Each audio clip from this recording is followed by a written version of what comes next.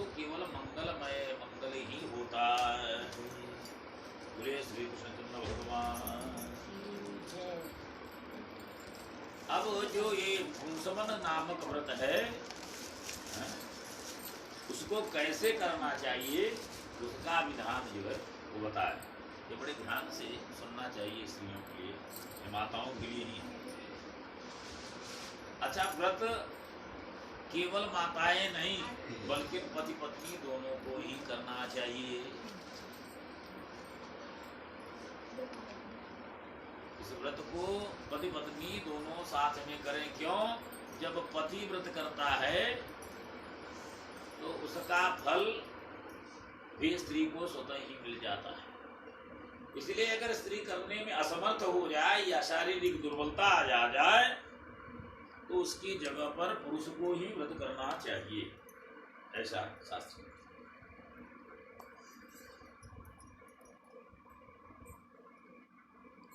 यह अगहन की शुक्ल प्रतिपदा से शुरू करे। मार्गशीर्ष महीना जो अगहन महीना होता है उसके शुक्ल पक्ष से व्रत किया जाता है।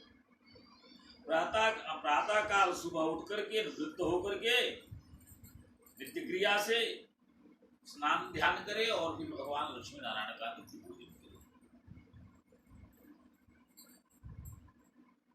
16 प्रकार से भगवान को सबसे पहले आवाहन करे, अर्थात भगवान को बुलाए।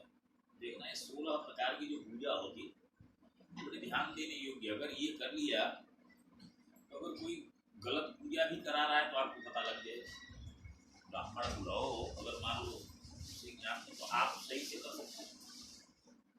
तो भगवान अगर मान लीजिए कोई आता तो सबसे पहले बुलाया जाता है, उसका आवाहन किया जाता है। पहले आवाहन करो, तो आवाहन करके सबसे पहले क्या दिया जाता है? आसन। अगर कोई अपने घर पर आ जाए और बुलाया, पहले बुलाना पड़ता है और बुलाने के बाद सबसे पहले क्या चीज दिया जाता है? आसन।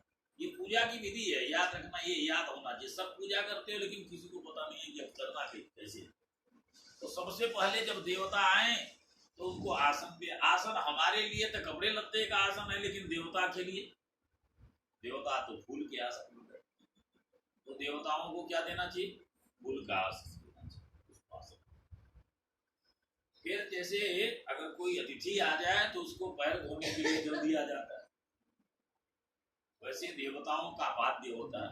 पाद्य माने पैर धोने का जल, उसको पाद्य दे, फिर जल दे, अर्घ्य दे। अर्घ्य माने जिसमें रोली, जल, गंध, हल्दी डाल करके और पुष्पादि डाल करके निवेदन करना, उसका सम्मान।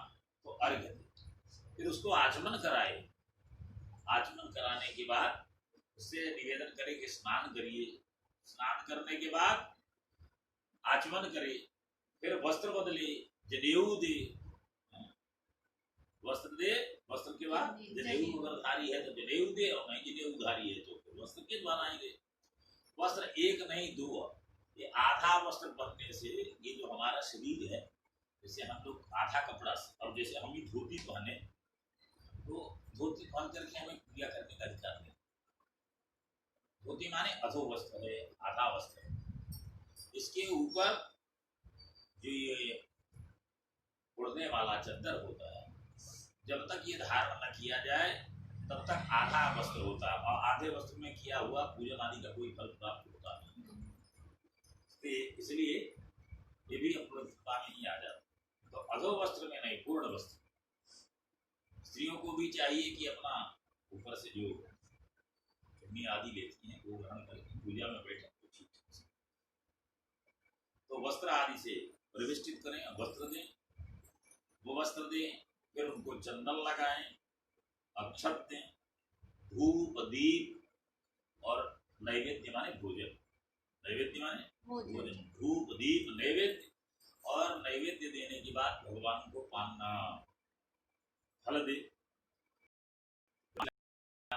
पान में क्या हो? लवंग हो, इलायची हो, कपूर और सुपारी। कपूर और सुपारी, ये चूना कच्चे वाला पान नहीं, ये सब तो नशेड़ियों के लिए बना है। तो ऐसा जो है भगवान को नारियल आदि डाल करके वो तांबूल अर्पण करें। फिर जो रिक्तता रह जाती है, उसमें दोष रह जाता है, उसकी पूर्ति के लिए भगवान को दक्षिणा चढ़ाए। भगवान को नित्य ही ऐसे पूजन करना चाहिए, दक्षिणा चढ़ाए, फिर कपूर से भगवान की आरती करे और फिर पुष्पांजलि जो फूलों के जरिए ये 16 प्रकार की जो पूजा है, इसको क्या बोलते हैं? षोडशोपचार पूजा। ये 16 प्रकार है। वैसे ही स्त्रियों के यहाँ जो 16 श्रृंगार आदि है वो सब यही है, इससे भिन्न कुछ नहीं है। लोग सोचते हैं कि नहीं पढ़ना सुना है क्या जीवन है, जैसे धारण कर। तो फिर भगवान का नित्य पूजन करे और भगवान से प्रार्थना करे कि हे प्रभु, आप हमारे ऊपर कृपा करिए, आप दयालु हैं, कृपालु हैं, हमारे घर में सुख समृद्धि का उद्धार भरिए। भगवान से जो कामना करनी है करना है, मद भक्ति अर्थात संसार की चीजें चाहिए हैं तो वो चाहिए, उसके लिए कामना करिए, और केवल भगवान ही चाहिए उसके लिए कामना करिए। मतलब चाहे वो निष्काम भक्ति हो तो चाहे सकाम भक्ति हो, दोनों के लिए भगवान की वैसे ही उपासना करिए। पति पत्नी में अगर पत्नी स्वस्थ नहीं है तो उसकी जगह पर पति को ही पूजन करना चाहिए, क्योंकि जब पति पत्नी दोनों आपस में पूजन करते हैं तो एक दूसरे को इसका कर्म का फल विभाग प्राप्त होता है। भाई पत्नियां अगर पति की आयु के लिए व्रत करती हैं, करवा चौथ आदि करती हैं, तो उसका फल तो पति को तो स्वयं ही प्राप्त होता है।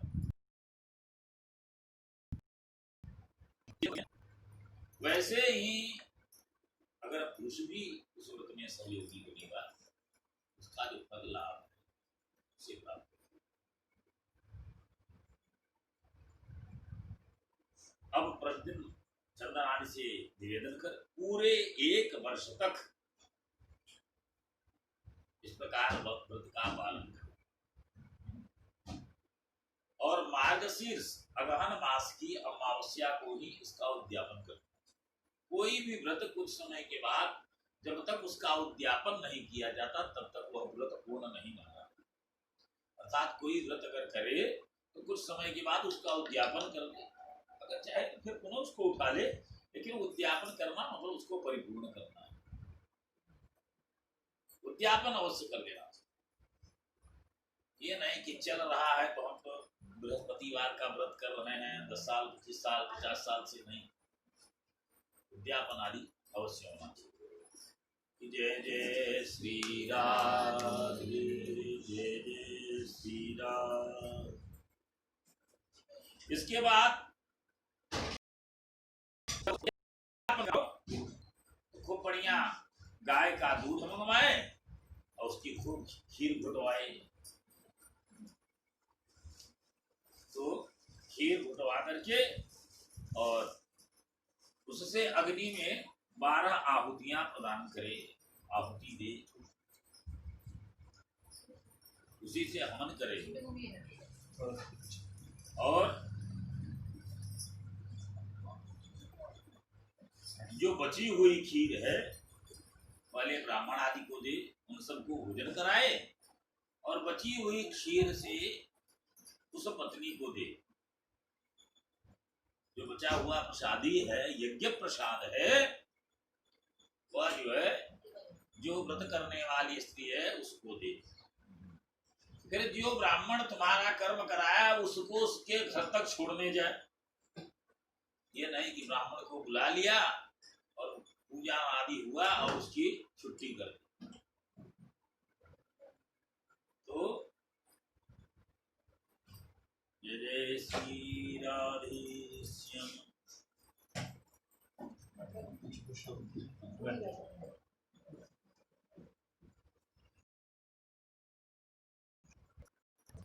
चलो माता जी को तो इस प्रकार व्रत करिए।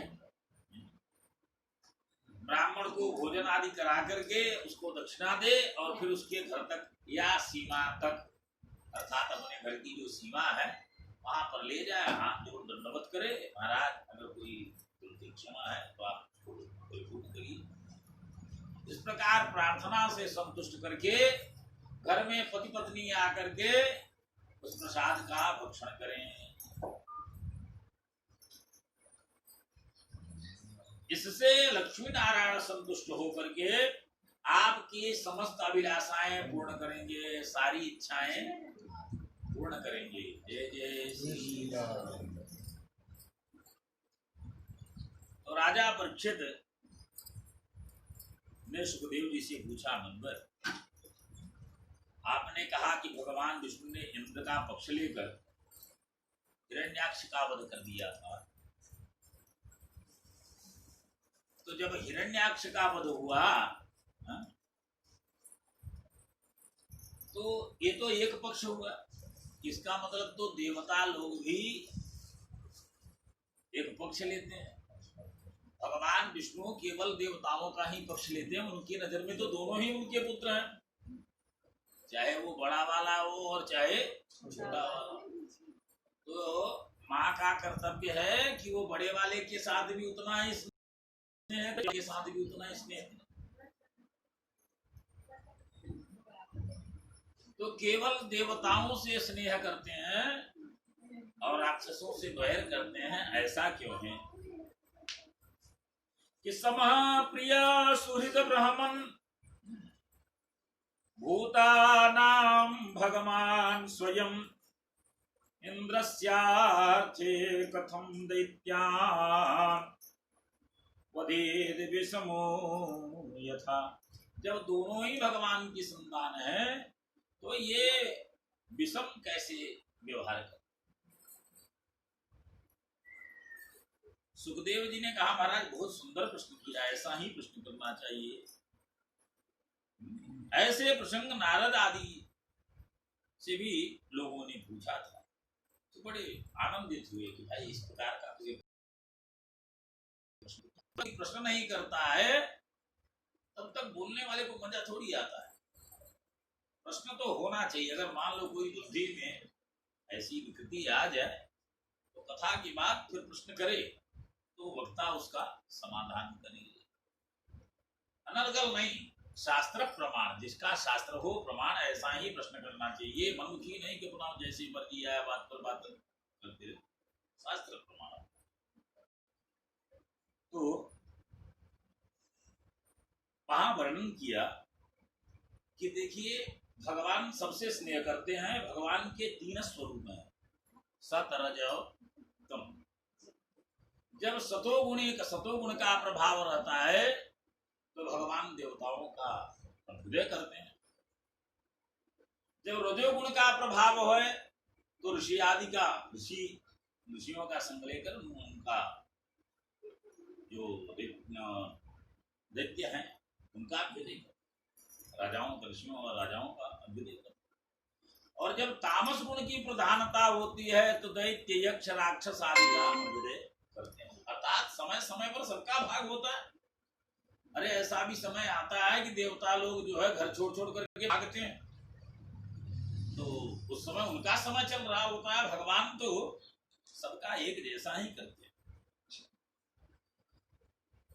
ये है कि समयानुसार सबका स्थान मिलता है। लेकिन एक बात याद रखना, जैसे अग्नि तो लकड़ी में विद्यमान रहती है। भाई लकड़ी में अग्नि तो है, लेकिन उसको उत्पन्न करने के लिए जब मंथन किया जाता है, उसका घर्षण किया जाता है, तब न अग्नि में निकलती है। भाई अग्नि से लकड़ी घिसो, उसमें से अग्नि प्राप्त होती है। अरे माचिस होता है ना, माचिस पर घिसोगे नहीं तो लकड़ी थोड़ी उत्पन्न होगा। उसमें आग तो है, लेकिन उसके लिए मंथन करना, उसको घिसना जरूरी। तो ऐसे ही सभी समान रूप से हैं, लेकिन जो चिंतन करने वाले, ध्यान करने वाले हैं, उन पर भगवान की विशेष कृपा हो।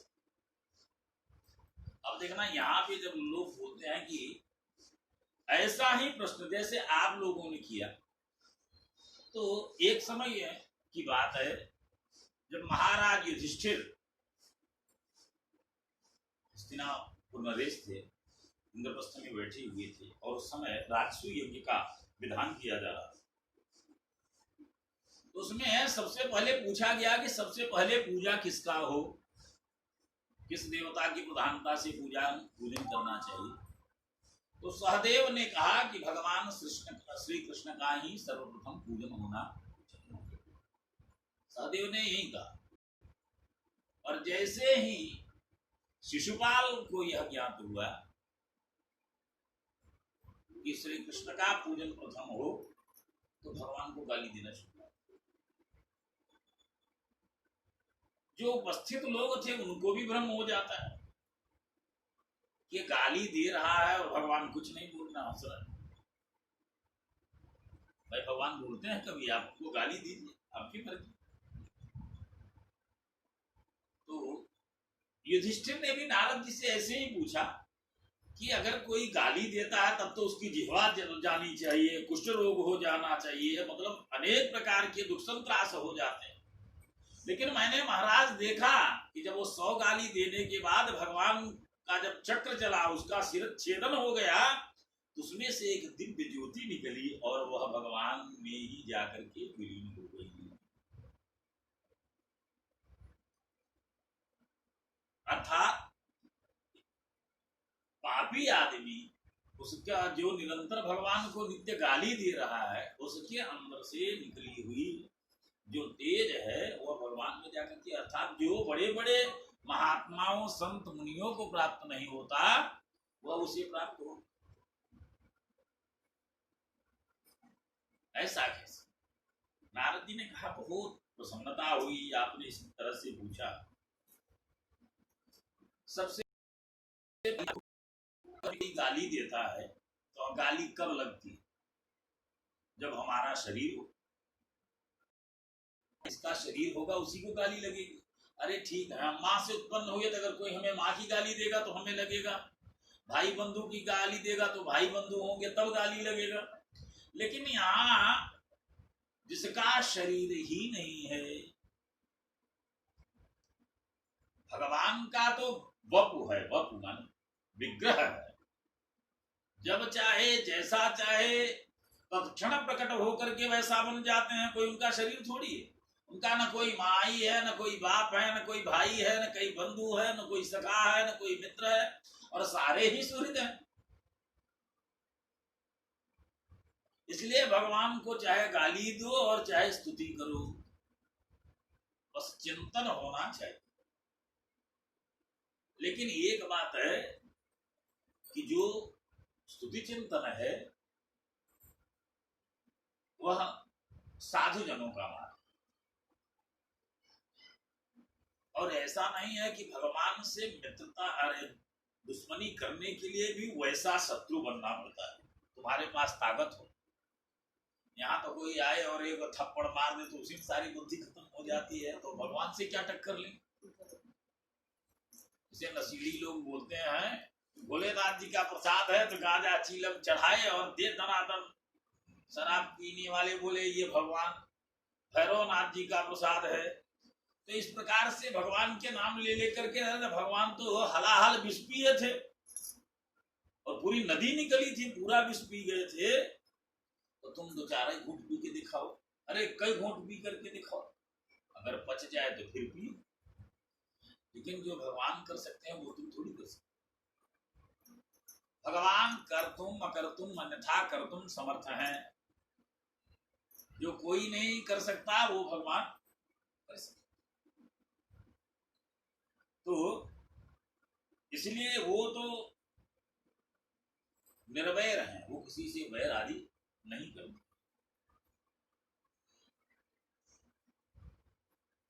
फिर भी भगवान ने समय समय पर जैसा उनका समय आया तो राक्षसों का भी संग दिया और उनके ऊपर अनुग्रह किया। संग मतलब ये नहीं कि केवल जिताया, बल्कि भक्तों से भी बड़ा स्थान दिया।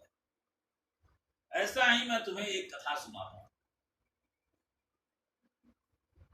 तस्माद् वैरानुबंधेन निर्वैरेण भयेन वा स्नेहात् कामेन वा युञ्जात् कथं चिन्नेक्षते पृथक्। चाहे जैसी भी हो, भगवान में चित्त को लगाओ, चाहे काम से लगाओ, चाहे क्रोध से लगाओ, चाहे मोह से लगाओ। जय जय श्री राम। जैसे आना चाहिए। देखो, जैसे कोई शिशु अपने अगर क्रोध में आकर अपने बाप को मारने के लिए दौड़ता है, तो पिता क्या करता है? वो क्रोधित बच्चे को उठा करके पटक देता है। अरे क्रोध से तपे हुए लड़के को उठा करके पुचकारना प्रारंभ कर देता है। अरे छोटा सा बच्चा और इतना क्रोध। अगर बच्चा छोटा है और कितनी भी गलती कर देती तो माँ को उस पर क्रोध नहीं आता। दिखावटी भले नकली कर ले, वो तो नकली वाला है, असली वाला थोड़ी है। नकली में तो बहुत कुछ बोल देती है, लेकिन वहीं अगर एक बार बोल दे और दूसरा कोई बोले तब देखो, फिर तुम्हें असली प्रेम पता चले। तो ये नकली और असली में बहुत फर्क है। वैसे ही हम सब जो है, चाहे काम से जाए, क्रोध से जाए, लोभ से जाए, लेकिन बस भगवान की शरणागति एक बार हो जाए। जैसे एक भृंगी होती है, हमारे गांव की भाषा में उसे विसुनरी बोलते हैं। गांव में विसुनरी देखा है, जैसे भौरा होता वैसे ही होता।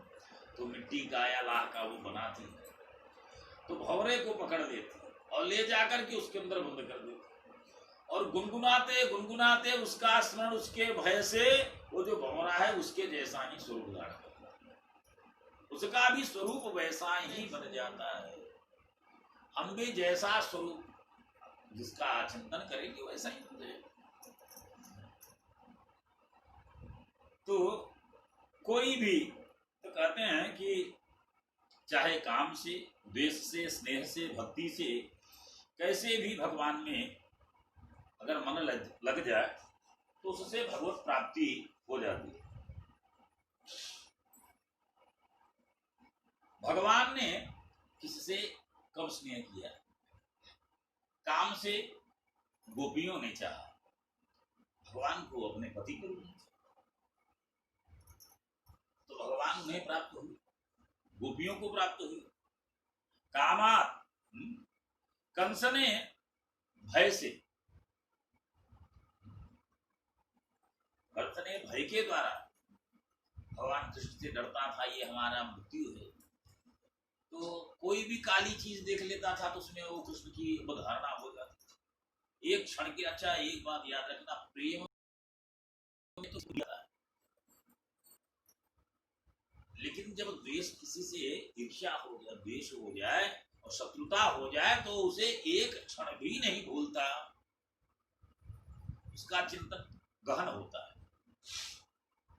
शिशुपाल ने द्वेष से, वो देश में मरा जा रहा है, इसका पूजा हो रहा है, मेरा नहीं, विवाह करने खुद गया और विवाह हो गया कृष्ण का। यदुवंशी लोगों ने संबंध के द्वारा, गोप जो जितने थे मथुरा के निवासी, भगवान मेरे संबंधी हैं, हमारे भाई हैं, हमारे बंधु हैं, हमारे सखा हैं, हमारे मित्र हैं, इस प्रकार से। और आप लोगों ने स्नेह से परीक्षित को कहा कि आप लोग जो है, यहाँ परीक्षित से सुखदेव जी कह रहे हैं, उधर नारद जी युधिष्ठिर से कह रहे हैं कि आप लोगों को स्नेह से, और नारद और सुखदेव कह रहे हैं हम लोगों को भक्ति से। भक्ति में मन लगाया तो इस प्रकार से भगवान ने सबकी इच्छा पूर्ण करी। लेकिन जो नास्तिक हैं, भगवत तत्व को मानते ही नहीं, एकदम निर्भय। देखो ये साधना कई प्रकार की होती है। तुम जाओ कथा में, पति बोलता है तुम जाओ, मैं नहीं जाऊं, मेरा चित्त यहीं पर है, मैं यहीं से सर्व करूंगा। उसे ये मत समझना कि वो भक्त नहीं, ये कहीं पुष्टि नहीं होती। अगर उसका चित्त अनुरक्त नहीं होता तो तुम्हें भेजता ही क्यों? इसका मतलब कि वह भगवान के तत्व को जानने वाला है या भगवान की पूर्ति करने वाला। चाहे बोलते मैं तो भागवत नहीं मानता, भगवान को नहीं मानता, ये सब तो क्या ड्रामा। मैं बतला रहा हूँ, एक कथा है, सत्य घटना है। आगरा मंडल के बहुत बड़े वकील थे, तो उनकी पत्नी हर महीने ठाकुर जी का दर्शन करने जाती थी, बांके बिहारी का दर्शन करने जाती। तो वो बोलते थे, लेकर के जाते थे, उन्हें दर्शन कराते थे, लेकिन मंदिर के अंदर खूब नहीं जाते, कभी नहीं गए। आगरा से मथुरा की दूरी 1 घंटे की, तो गाड़ी ले गए और दर्शन करा। और जब तक वो दर्शन करती रहती तब तक ये पार्किंग में बैठ करके,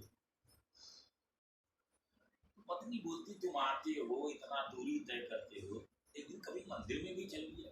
अरे बोले मंदिर में कुछ ही पंडितों के चोचले हैं, सारी कहानी सुनाकर तुम लोग ठगते होते हैं, तुम लोग स्त्रियां हो, तुम लोग जाओ अपना दान दक्षिणा जैसा करना है वैसा करो, मुझे से कोई लेना देना नहीं। तो उन्होंने कहा आपकी बुद्धि बिगड़ी हुई है। जाकर के गोसाई जी को कहा कि महाराज जी हमारे पति देवता आते तो हैं, पार्किंग में बैठे रहते हैं, इतना दूर दर्शन करने के लिए। बोले समय आएगा तो वो भी आ जाएगा, काहे चिंता करती हो, वो बढ़िया भगत है, तेरे से भी अच्छा है। अरे जो आ रहा है वो अभी पुष्ट नहीं है, लेकिन जो नहीं आ रहा है वो पुष्ट तो है। तो एक दिन सुबह तैयार हुए और कोर्ट की देरी हो रही थी, जल्दी से बोले कि ऐसा करो चलो मैं तुम्हें मथुरा छोड़ दूंगा, और छोड़ने के बाद मैं कोर्ट आऊंगा और तुम शाम को फिर मिलेंगे। पत्नी उतर गई, पूर्णिमासी का दिन था। अब जल्दी में पत्नी का जो बैग है, पर्स, वह जो है गाड़ी में ही। जब छोड़ करके कुछ दूर आए तो याद आया, अरे ये बैग तो यहीं पर पड़ा है, मान लो खाएगी क्या, पिएगी क्या, किसी को दान देना होगा तो कहां से देगी। उन्होंने कहा कि मैंने तो वैसे भी व्रत ले रखा है कि मैं मंदिर में नहीं आऊं, तो अब अगर मैं जाऊं भी वापस तो क्या करूं। तो उन्होंने बोला ठीक है चलो एक बार प्रयास करता हूं। वहां पर गए, पार्किंग में लगाया और बैग हाथ में पर्स ले लिए। बोले जाके मंदिर में देखूंगा, लेकिन भगवान की तरफ नहीं देखूंगा, न भगवान की तरफ देखूंगा न पंडित की तरफ देखूंगा, दोनों को नहीं देखूंगा, और उसको ढूंढ करके उसको पकड़ा करके चलूंगा। और अपना पर्स लिए हुए भगवान की तरफ पीठ करके ऐसे करके जा रहे हैं कि भगवान दिख न जाए। लेकिन ठाकुर जी की जो इच्छा है बड़ी बलवती है, कब किस पर कौन सी डोर डाल दे कोई जानता है क्या? बोलते हैं ना, जैसे किसी की थाली गुम हो जाए तो वो मटके में हाथ डाल करके ढूंढता है, मेरी थाली कहाँ गई। कोई कीमती थाली हो और गुम जाए तो लोग क्या करते हैं, जानते हैं कि उसमें हो नहीं सकता है, लेकिन वहां भी ढूंढ, अरे देख लो कहीं कोने में होगा, बर्तनों में देख लो। वैसे ही वो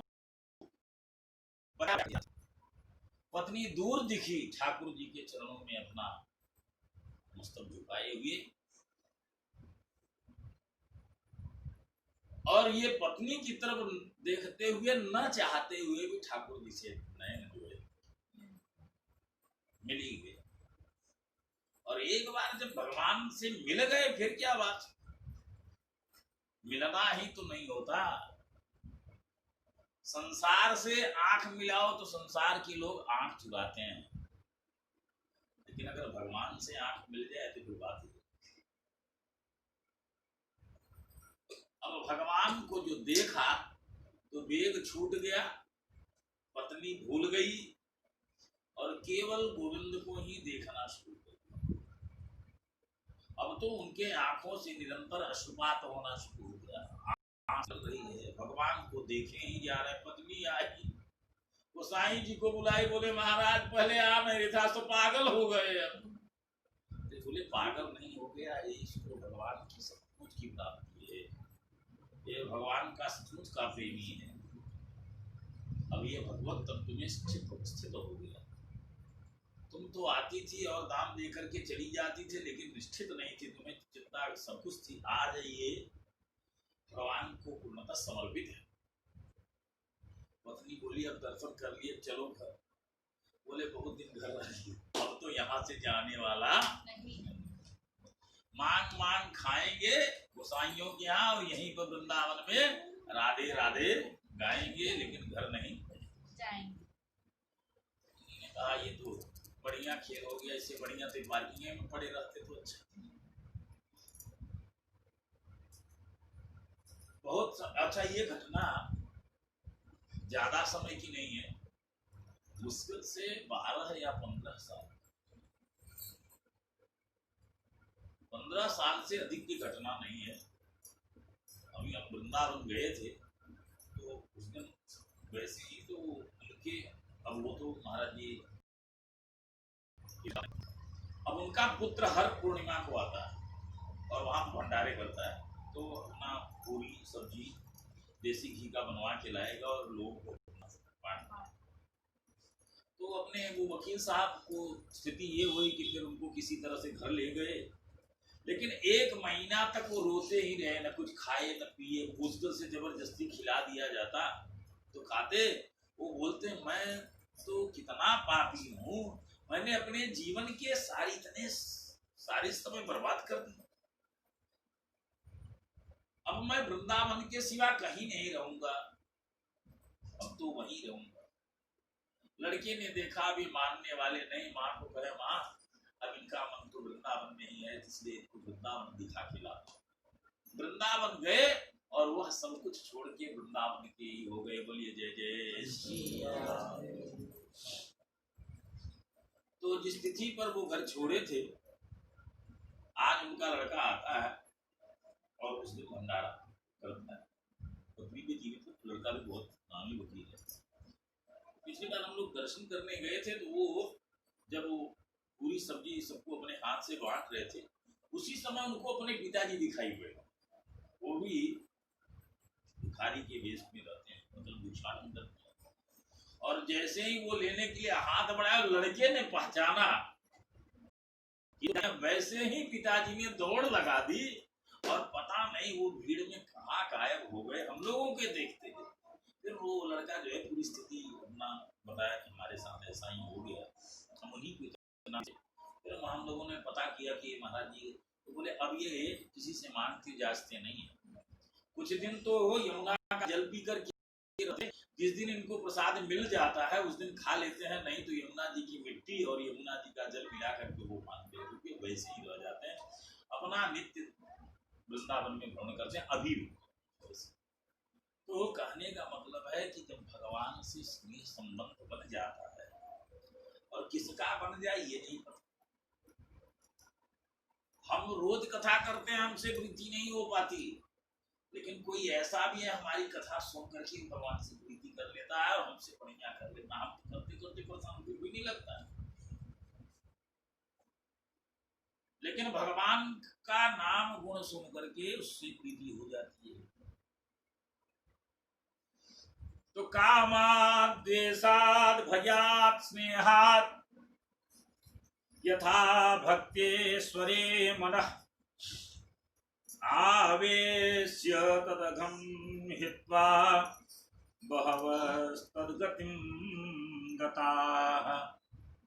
गोप्यः कामात् भयात् कंसो द्वेषात् चैत्यादयो नृपाः संबन्धाद् विष्णयः स्नेहाद् यूयं भक्त्या वयं विभो।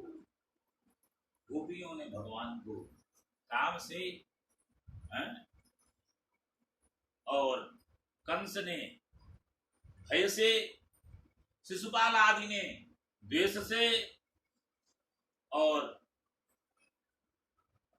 जो वृष्णि हैं उनके वंश वाले वो स्नेह से, आप लोग संबंध से, और हम लोग नारद आदि जो है वो भक्ति से भगवान का संबंध करके नित्य तो इसलिए उससे संबंध हो जाए, फिर आपको कोई गिरा नहीं। एक इसी प्रकार कथा होती है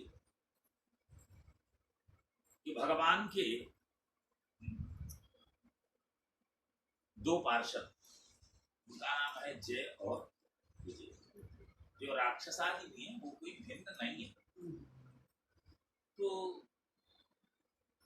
एक दिन भगवान वैकुंठ में विराजमान, जय विजय वैकुंठ के द्वार पर, उसी समय चार जो सबसे बूढ़े हैं, सबसे उम्रदराज हैं, उम्र से युक्त हैं, सनक, सनंदन, सनातन और सनत कुमार, ये चारों भाई हैं तो हमारे दादा बाबा से भी सबसे बूढ़े, लेकिन रहते सदैव पांच। तो छोटे छोटे से बाल गोपाल से हैं और बूढ़े से दिखते हैं, वस्त्रादि धारण नहीं करते, केवल भगवान का गोपिनधारी हैं। तो जब वो आए भगवान का दर्शन करने, तो जय विजय ने कहा कि महाराज अभी आप रुक जाइए, हम पूछ करके आते हैं, अगर भगवान की आज्ञा होगी तब आपको दर्शन प्राप्त होगा। जय जय श्री राम। अब जय विजय जब रोक लिए तो सनकादि को हुआ कि हमारा जो संबंध है भगवान से पिता पुत्र का है, तो हमें मिलने से क्यों रोक दिया? तो पिता पुत्र के बीच में, भगवान और भक्त के बीच में कोई अगर आ जाता है तो चाहे भगवान का ही क्यों न प्रिय हो, तत्संबंधी होने पर भी उन्होंने श्राप दिया, जाओ दैत्य हो, राक्षस। और उसी समय वो नीचे की तरफ आ गए। वही हिरण्यकशिपु और हिरण्याक्ष बनी। हिरण्यकशिपु और हिरण्याक्ष बनी। वही विश्रवा के पुत्र और केसनी के गर्भ से रावण और कुंभकर्ण बनी। रावण और कुंभकर्ण बनी। और तीसरे में तो शिशुपाल और दंतवक्र की रूप में आई। धीरे धीरे इनकी जो शक्ति है वो क्षीण हो गई। हिरण्याक्ष, हिरण्यकशिपु का जो बल था, तेज था, बहुत तेज था। रावण कुंभकर्ण में उससे कम हुआ, और शिशुपाल दंतवक्र तो कब आए कब पता ही नहीं चला। दंतवक्र की तो शायद आधे लोग कथा भी नहीं जानते, तत्संबंधी द्वेष के कारण ही समाप्त। और तीनों जन्मों में कहते हैं जब श्राप दिए और वो नीचे की तरफ जाने लगे,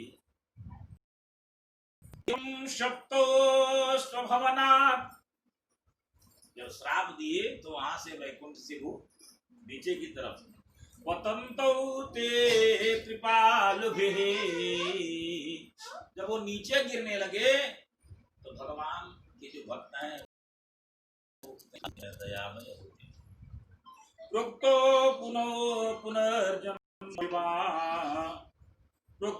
पुनर्जन्म भिर्वाम त्रिभिर्लोकाय कल्पताम्।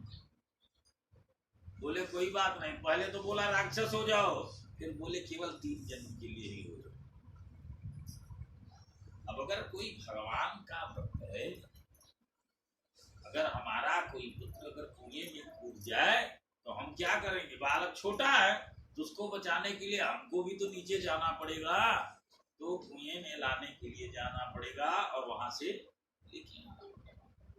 भगवान आए, दर्शन हुआ, आगे अब जानते हैं। इस प्रकार से आपने बाराह के रूप में भगवान ने हिरण्याक्ष का वध पहले कथा सुन चुके हैं, तीसरे दिन में कथा।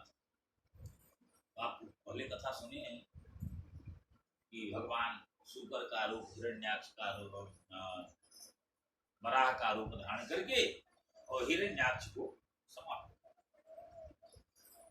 उसका जो है हिरण्यकश्यप। अच्छा, हिरण्याक्ष मतलब लोभ, हिरण्य माने धन और जिस पर अक्ष माने आंख, जिसकी आंख केवल धन पर लगी रहे वही हिरण्याक्ष होता है। बड़े ध्यान देने वाली बात है, हिरण्यकश्यप और हिरण्याक्ष दोनों ही लोग ही हैं। हिरण्य को देखने वाला या हिरण्य पर आंख रखने वाला, दोनों का अर्थ एक ही। ये दोनों ही उग्र स्वभाव, क्रोध करने वाले होते, क्रोधी होते।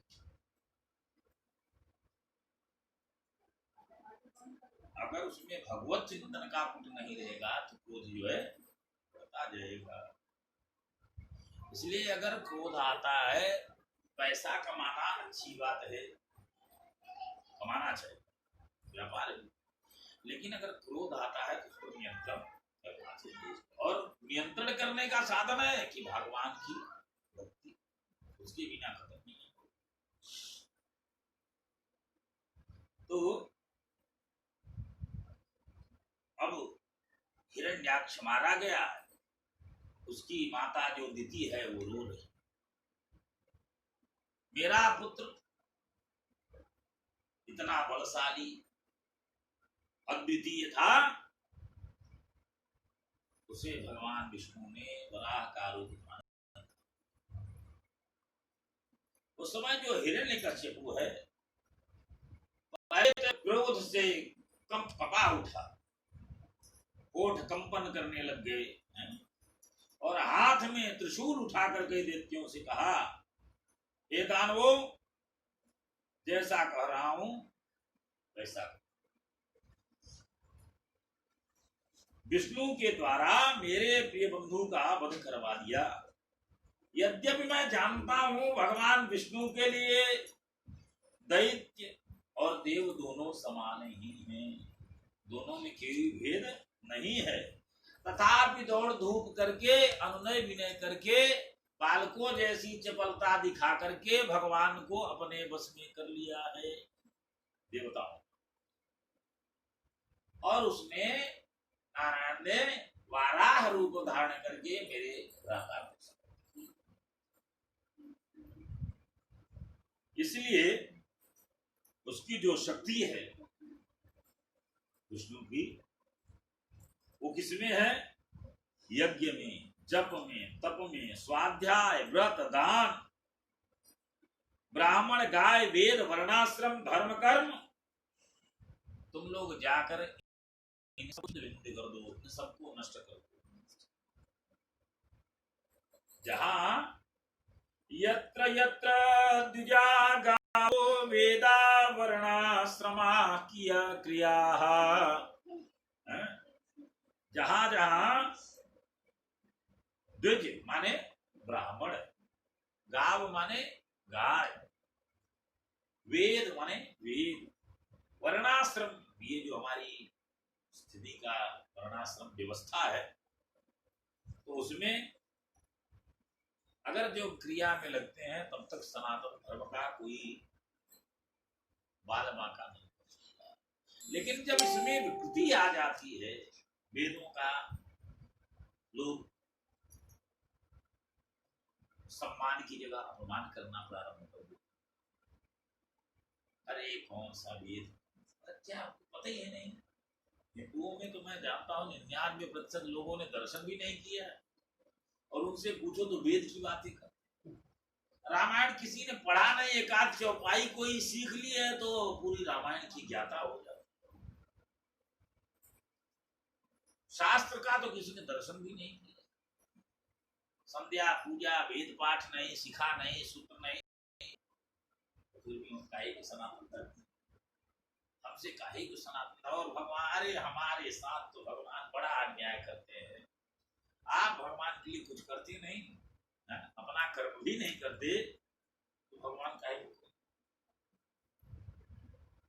धर्मो रक्षति रक्षित, अगर हम धर्म की रक्षा करेंगे तो धर्म हमारा स्वयं की रक्षा, और उसका रक्षा करना का क्या है कि हम धर्म के बताए हुए, शास्त्र के बताए हुए मार्ग का अवलोकन, उस पर चले। अब जितने गौशाला, बगीचे, खेत, भ्रमण के स्थान, ऋषि मुनियों के स्थान, आश्रम, या जहां धर्मधान्य था, किसान आदि थे, वहां पर जाकर के जो हिरण्यकश्यप के सैनिक थे, उन्होंने जगह जगह आग लगाना प्रारंभ कर दिया। त्राही त्राही मच गई। जो ऋषि मुनि थे घर छोड़ छोड़ करके भागने लगे, सब अपनी जान बचाने। आज भी ऐसा हो रहा है, भारतवर्ष में ही हो रहा है। लोग कोई तपस्या नहीं कर पा रहा है, पूजा नहीं, पाठ नहीं, जहाँ उन्मत्त यवन आदि हो गए हैं, वहां ठीक से उनके बीच में संकीर्तन करे, काहे को ड्रामा कर रहे हो, काहे चिल्लाते हो। तो लोग वो पाप से युक्त हो गए। ना समादर, माता पिता के प्रति कोई समादर नहीं, भाव नहीं, उनमें प्रेम नहीं। माँ नहीं मात, पिता नहीं देवा, साधुन सन करवामई सेवा।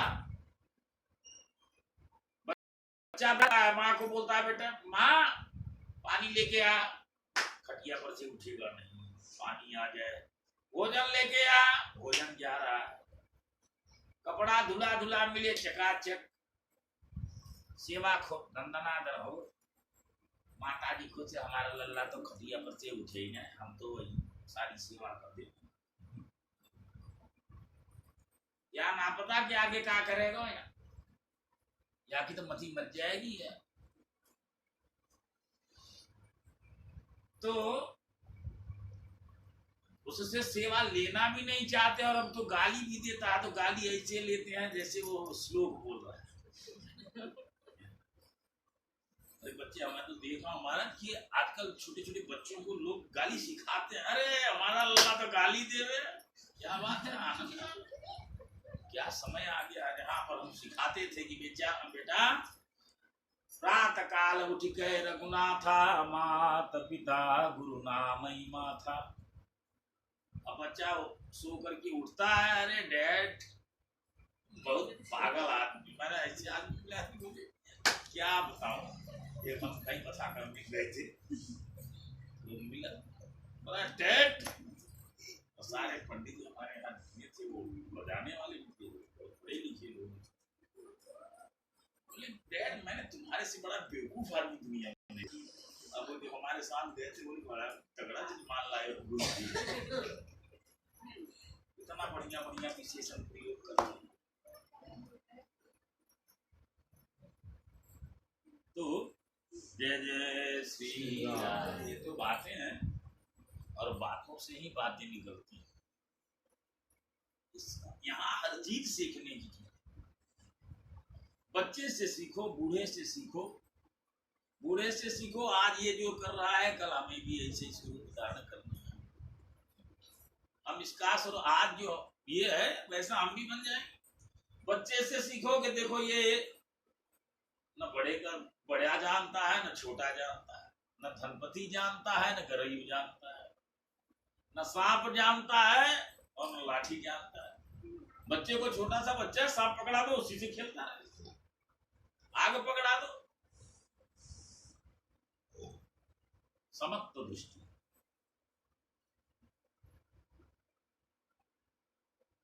तो अगर सनातन धर्म को सिर करना है, तो हमारे जो ग्रंथ आदि हैं उन सबका अध्ययन करें, स्वाध्याय करें, सद्गुरुओं का संग करें, और भगवान की जैसी लीला, जैसा तामस का प्रभाव होने के कारण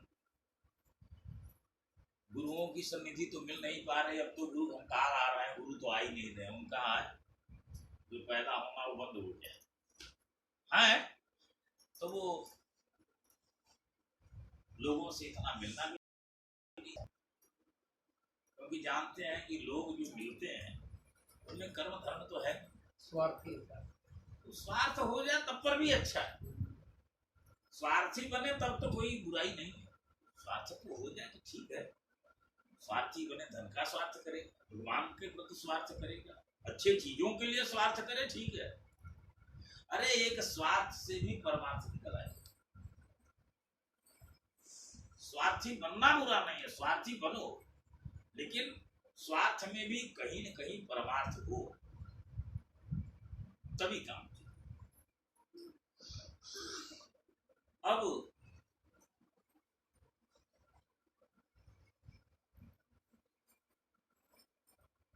सारे जगह पर उन्होंने उत्पात कर दिया। जो हिरण्यकश्यप के सहचर हैं, उसके जो सैनिक है में आक्रांत,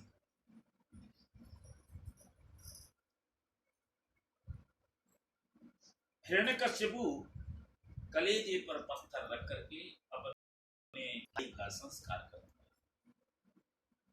फिर वो शकुनी, शंबर, उत्कच अपने भतीजों को सांत्वना दी। हिरण्याक्ष की पत्नी का नाम है ऋषभानु, और अपनी अतिथि देश काल के अनुसार समझाया। तो बड़ी ये सुनने वाली बात है, राक्षस होकर के अपनी मां को समझाता, भाभी को समझाता, हे मेरी प्यारी मां, बहू, पुत्रो। अरे हिरण्याक्ष कोई साधारण प्राणी नहीं था, वो वीर था, और वीर के लिए शोक नहीं करना चाहिए। भाई वीर अगर युद्ध में गया और वीर गति को प्राप्त हो गया तो शोक करने वाली बात नहीं है, अपनी वीरता का प्रदर्शन करते हुए गया।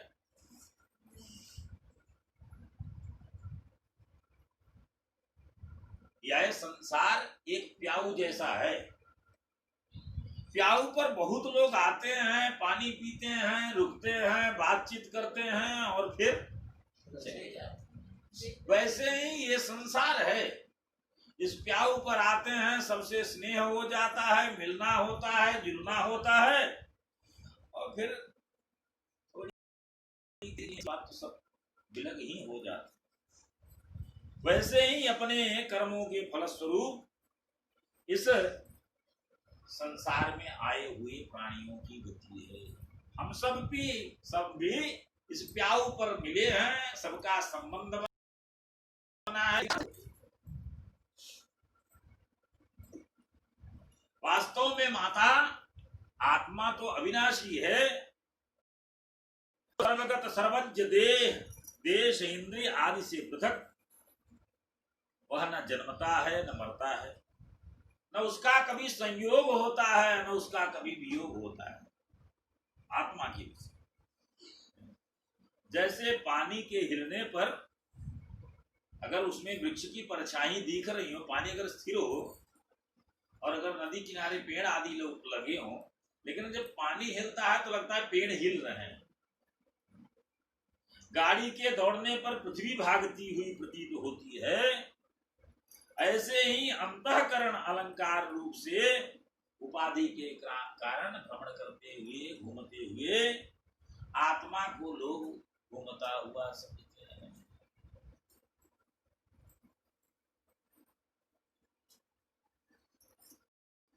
सबको ऐसा उपनिषद का कि बड़ा भीषण ज्ञान दे रहा है। देखो कोई देवता नहीं है, कोई विद्वान, कितनी वैराग्य की बात। ज्ञान है लेकिन अहंकार है। ज्ञान होना चाहिए लेकिन उसमें अहंकार। इसका मतलब है कि जो उपदेश करे वो उपदेश जीवन में धारण करे, और जो उपदेश केवल देता है लेकिन जीवन में धारण नहीं करता है वह हिरण्यकश्यप जैसा ही। आगे एक कहानी बतला रहा है। कुशीनर देश में एक राजा थे, उनका नाम था सुयग। कुशीनर देश में एक राजा थे, उनका नाम था सुयग। लड़ाई में शत्रुओं ने उनको मार डाला। उनके घर परिवार के लोग, भाई बंधु सभी उनको घोर पकड़ करके और घोर विलाप कर, स्त्रियां छाती पीटती हुई, हे मेरे स्वामी आप चले गए, हम कैसे रहेंगे, इस प्रकार से विलाप।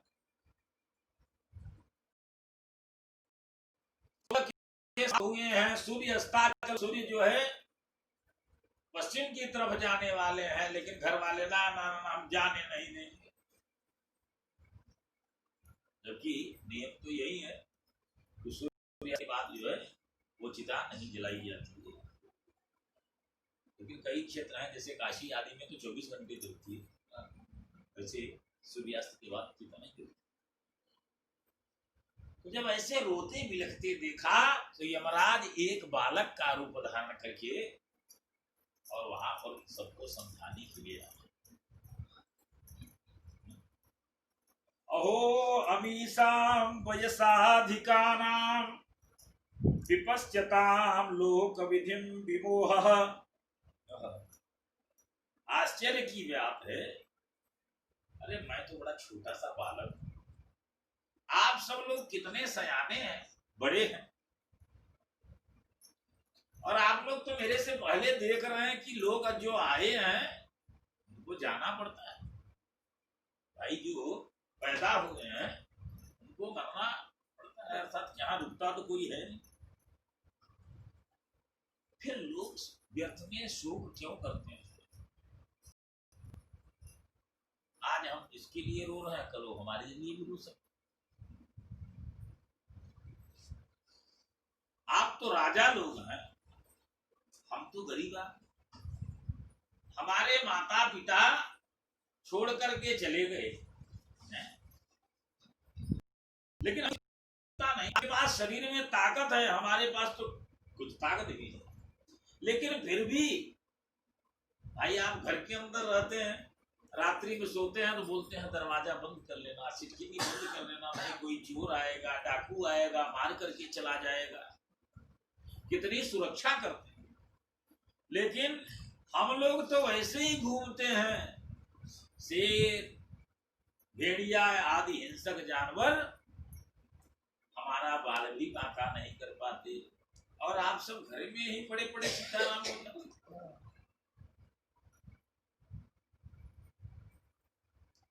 भाई थोड़ा पंखा तेज कर दो। ठीक, राधे राधे। और हमने यही देखा किया है, जिसकी हम रक्षा करते हैं, मार्ग में आपने देखा होगा कि सड़क पर पड़ी रहती है, उसको कोई नहीं छेड़ता, लेकिन गृह में घर के अंदर संभाली हुई वस्तु जो है वह नष्ट हो जाती है। कि पथिच्युतम तिष्ठति तिष्ठ रक्षितम गृहे स्थितम तद्विहितम विनेष्यति। अर्थात हम जिसकी जितनी भी सुरक्षा कर लें, लेकिन जब उसका समय आ जाएगा तो वो हमारे से दूर ही हो जाएगा। जैसे काष्ठ में रहने वाली व्यापक अग्नि स्पष्ट ही उससे अलग है, वैसे ही शरीर में रहने वाली आत्मा इस शरीर से भिन्न ही है, और जो ये हम लोगों का संबंध है उन संबंधों से भी भिन्न है। कोई भी संबंधी, पिताजी चले गए कोई चिट्ठी नहीं दिया, दादाजी चले गए कैसे हैं कोई चिट्ठी भेजी। वायु का वेग, शरीर पड़ा रहता है, वायु निकल जाती है, वायु भी वही है, आकाश भी वही है, लेकिन अब वो शरीर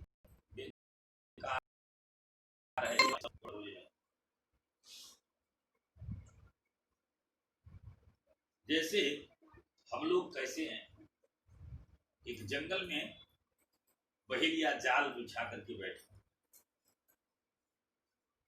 और एक कुरन पक्षी है, वो आता है और उस जाल में फंस जाता, जो मादा पक्षी। पुरुष देख रहा है, जो नर पक्षी है वह सोचता है कि पत्नी मेरी फंसी हुई है, अगर मैं उसको उसके साथ चला जाता हूं तो बच्चों को कौन देखेगा। बच्चों की तरफ देखता है, इधर पत्नी की तरफ देख। इतने में जो बहेलिया है वो बाण चढ़ा करके बैठा हुआ है और बाण मारता है और वो पक्षी गिर जाता है। अरक्षितम तिष्ठति दैव रक्षितम। काल किसी को छोड़ता कहां। ऐसे ही मूर्ख रानियों, तुम्हारी भी नरपक्षी वाली ही दशा है। वो तो चला गया तुम्हारे ही चक्करों में, लेकिन तुम सब अभी भी बिलाट करें। हिरण्यकश्यपु ने कहा, उस छोटे से बालक से ऐसी ज्ञानपूर्ण बातें सुनकर के सबदंग। बालक के उपदेश सुनकर कुशीनर नरेश के भाई बंधु स्त्रियों ने यह बात समझ ली कि समस्त संसार इसके सुख दुख अनित्य और मिथ्या है। यह यमराज का उपाख्यान सुनाकर वहीं अंतर। नारद जी ने युधिष्ठिर कहा, युधिष्ठिर, अपनी पुत्र वधू के साथ दिति ने हिरण्यकशिपु की यह बात सुनकर तत्काल पुत्र शोक का परित्याग कर दिया और अपने चित्त को परम तत्व परमात्मा में लगा लिया। कैसे? गोविंद हरि गोपाल हरि गोविंद हरि गोपाल हरि। जय जय प्रभु दीन दयाल हरि। जय जय प्रभु दीन दयाल हरि। गोविंद हरि गोपाल हरि। जय जय प्रभु दीन दयाल हरि। वृंदावन बिहारी। नारद ने कहा, युधिष्ठिर,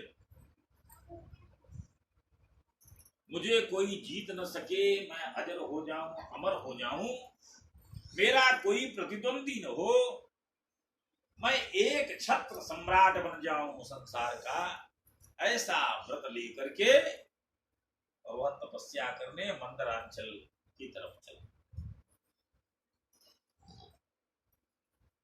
अच्छा, यहाँ एक कथा आती है विशेष कि जैसे ही देवताओं को पता चला कि हिरण्यकशिपु मंदरांचल पर तपस्या करने के लिए जा रहा है, वैसे ही इंद्र ने उसको उसकी तपस्या को भंग करने के लिए बृहस्पति को, उसकी तपस्या भंग कर। बृहस्पति जी तोते का रूप मंदरांचल पर पहुंचे और जैसे वो तपस्या करने बैठे वैसे ही श्रीमन नारायण नारायण नारायण श्रीमन नारायण नारायण नारायण भजमन नारायण नारायण नारायण भजमन नारायण नारायण नारायण श्रीमन नारायण नारायण नारायण श्रीमन नारायण। डाल पर बैठ करके नारायण नारायण की रट लगाने लगा। हिरण्यकश्यपु ने समझा ये मुहूर्त अच्छा नहीं है,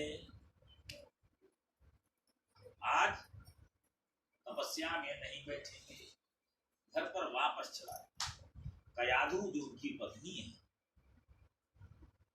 जो प्रहलाद की माँ है, उन्होंने सोचा ये वापस कैसे आ गए। हिरण्यकश्यपु बड़ा निर्भीक था, वीर तो था ही, निर्भीक ही था, वापस आने वाला नहीं। बोले पता करना चाहिए। नौकरों को अलग किया। देखो बड़ा ध्यान देने वाली बात है, कैसे किसी कब पटाना चाहिए, स्त्रियों के लिए विशेष करके अगर अपने पति से कोई बात मनवानी हो तो किचन में उस दिन चले और बढ़िया बढ़िया चटपटी चीज बनाओ जो उसे अच्छा लगता, वो भी खुश गई और बढ़िया चटपटी चीज। जानते हो कामांध व्यक्ति और लोभ से युक्त व्यक्ति जो इच्छाओं का दास है वो जिहवा का दास जरूर रहता है। जिहवा चाहेगी चटपटा खाना, बढ़िया बढ़िया माल मिले, फिर देखो अब बैठ जाए और ऊपर से हवा कर हिलाती, पंखा हिलाती, फिर जा करके बैठ करके उसकी बड़ी बड़ी बातें, रे आप तो महान वीर हो, साथ तारीफ कर दो, हवा में चढ़ा दो, आप तो आपके जैसा कोई पुजारी नहीं, आपके जैसा तो कोई बलशाली नहीं, आपके जैसा तो कोई ये नहीं, चाहे चींटी देख करके सीताराम होता है, लेकिन उसकी खूब तारीफ करो। तो हिरण्यकश्यपु से बार बार पूछा, उसको पहले तो बोली मुझे आप गए तो थे तपस्या करने के लिए, आप कैसे आ गए? अरे बोले पूछो मत, आज तो मेरे साथ एक दुर्घटना हो गई। जबकि अपनी बात किसी को नहीं बताता है, लेकिन कयाधु ने तो जादू बढ़िया बढ़िया माल छकाया है तो आदमी थोड़ी बोल भर दे, इसके बाद तो देखो आदमी के अंदर कितना है वो सब पढ़कर कर लेगा। क्या करने, जैसे ही तपस्या करने के एक तोता बैठा हुआ था और वो रटना श्री कविया कि श्रीमन नारायण नारायण नारायण श्रीमन नारायण। अब पत्नी वही होती है जो अपने पति को अधर्म मार्ग से निकाल कर धर्म के मार्ग पर ले आई। उसने कहा आपसे नारायण नारायण कहवाया? बोले हाँ नारायण नारायण कहवाया। उसने सोचा मौका बढ़िया है, 100-200 बार इसी से लेवा। अब थोड़ी देर फिर बैठे, फिर बाद में पूछा अच्छा आपने नारायण ही बुलवाया था? बोले हाँ भैया नारायण ही नारायण कहा था। अच्छा तू नारायण नारायण बोलता था? बोले और कौन बोला था? तुम बोल रही थी नारायण नारायण ही बोल रहा।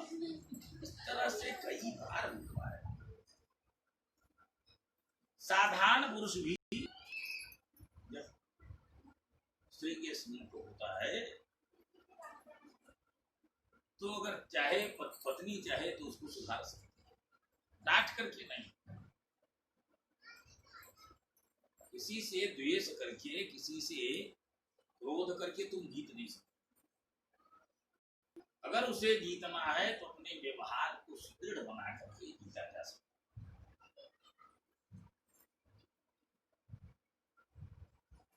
सेवा के द्वारा, सेवा धर्म परम गहनो, सेवा में बड़ी ताकत है। बड़े बड़े नीचे आ गए।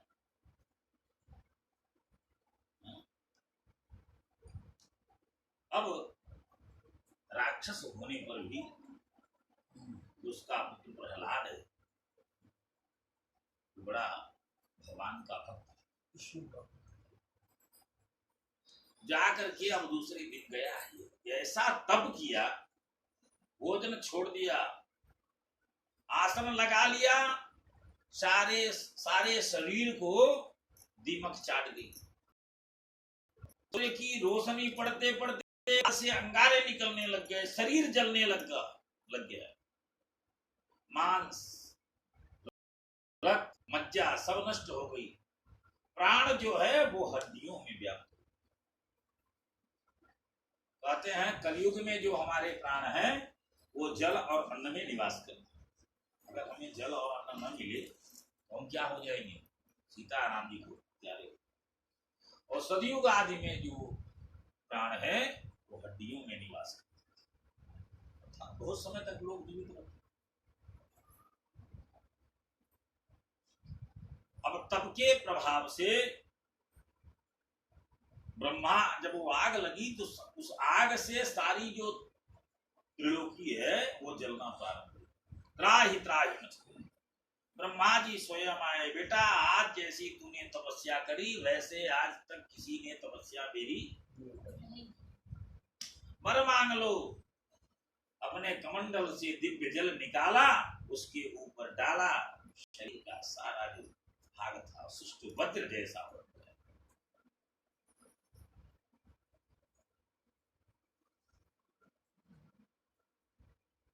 इस प्रकार से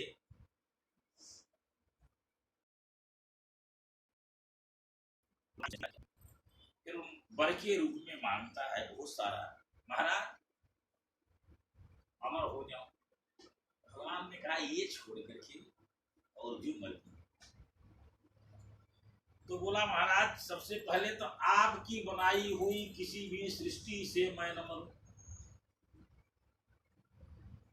आपके द्वारा बनाए हुए किसी प्राणी के द्वारा मेरी मृत्यु न हो, चाहे मानव हो, चाहे दानव हो, चाहे देव हो, चाहे यक्ष हो, चाहे ऋषिगण हो, उनमें से नाग हो, पशु हो, पक्षी हो, उससे मेरी मृत्यु न हो। फिर न ऊपर मरूं नीचे मरूं, काल यहां तक कि न अस्त्र से मरूं न शस्त्र से मरूं, न भीतर मरूं न बाहर मरूं, न आकाश हो न ऊपर हो नीचे हो, न दिन हो न रात हो, युद्ध में कोई मेरा मुकाबला करने वाला न हो, और समस्त प्राणियों का एक छत्र सम्राट हो, और जो लोकपालों को सुख मिलता है वो सारा सुख मेरे अभी। ब्रह्मा जी ने कहा वैसे तो ये बहुत कठिन है, सबको प्राप्त नहीं होता, लेकिन तुम्हारी जो तपस्या है उसके प्रभाव से ये सब तुम्हें प्राप्त हो जाए। वहां से वर प्राप्त करके सब भाई बंधुओं से मिला, तैयारी, अब तो भाई बलशाली हो गया। स्वर्ग आदि पर आधिपत्य है, लोकपाल, कल्प वृक्ष, चिंतामणि, सब कुछ उसे प्राप्त है, जो चाहता है सो हो जाता है। यहाँ तक कि जो सातों भुवन है वहां पर बिना कुछ खेती किए ही पृथ्वी जबरदस्ती अन्न दे रही है। कोई खेत जोतता नहीं, लेकिन अन्न भंडार की कमी, सब डर के मारे अपना प्रभाव। इधर जब वो तपस्या में चला गया था तो कयाधु का आप जानते हैं, नारद जी के यहाँ गई, नारद जी ने उस समय थी कयाधु, प्रहलाद गर्भ में था। 7वें महीने का जो गर्भ होता है, 7वें से जो 9वें महीने के बीच का समय होता है, उसमें यदि कोई भी बात की जाए और माँ उसे ध्यान श्रवण करती है तो वह सारा बच्चा आत्मसात कर लेता है। 7वें महीने से लेकर 9वें महीने के बीच में यदि कोई भी बात, कोई भी अच्छा, इसीलिए स्त्रियों को बड़ा सावधान रहना चाहिए, फालतू लोगों से बात नहीं करना चाहिए, अपने मन को सदैव अच्छे कार्यों में लगाना, स्वाध्याय में लगाओ, पढ़ने में लगाओ, भगवान का अगल बगल फोटो लगाओ, चित्र लगाओ, उसी में चित्र को भगवान की लीलाओं का ध्यान करो, अच्छे अच्छे सत्संग करो, बड़ों का आदर करो, सम्मान करो, माता पिता के प्रति निष्ठा करो। तो इस प्रकार से भाग किया, जिसके अंदर भाई उसने भागवत सुनाया था, तो वो राक्षस कुल में, लेकिन उसमें जो भाव था वो भगवान का। अब हिरण्यकश्यप आकर के छोटे से बालक को विद्या पढ़ने के लिए भेजे। यहाँ पर बोल दिया है कि वो विष्णु का देशी है, तो ब्रह्मा विष्णु महेश को छोड़ करके जितने देवता हैं सब उसके दास। देवों को छोड़कर जितने भी देवता है वह सब उसके दास। सारे देवता त्रास करके पहुंचे, महाराज रक्षमाम रक्षमाम पाहिमा। भगवान ने कहा चिंता मत करो, अगर किसी के विनाश का समय आता है, यदा देवेषु वेदेषु गोषु विप्रेषु साधुषु धर्मे मयि च विद्वेष स वा आसु विनश्यति। जब देवताओं में, वेदों में, गाय में, ब्राह्मण में, साधु में, संतों में, माता पिता में, धर्म में, उससे जब लोग विद्वेष करना प्रारंभ कर देते हैं तो समझ लेना कि अब इसके विनाश का समय। और अभी यह प्रारंभ हो गया तो अब ये ज्यादा दिन चलने वाला है।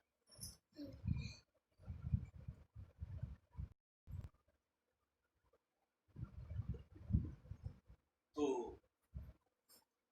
यहाँ पर जो हमारे प्रहलाद जी हैं वो भगवान के भक्त हैं, उन्हें कोई कामना है, कोई लालसा है, वो केवल भगवान का।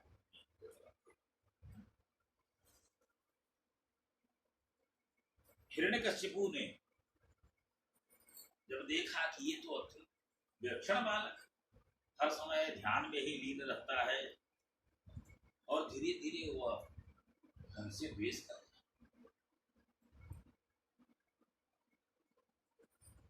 तो उसका भी प्रहलाद से जो संबंध है उसे जब याद पड़ा कि नारायण भक्त है, उससे द्वेष करने लगा।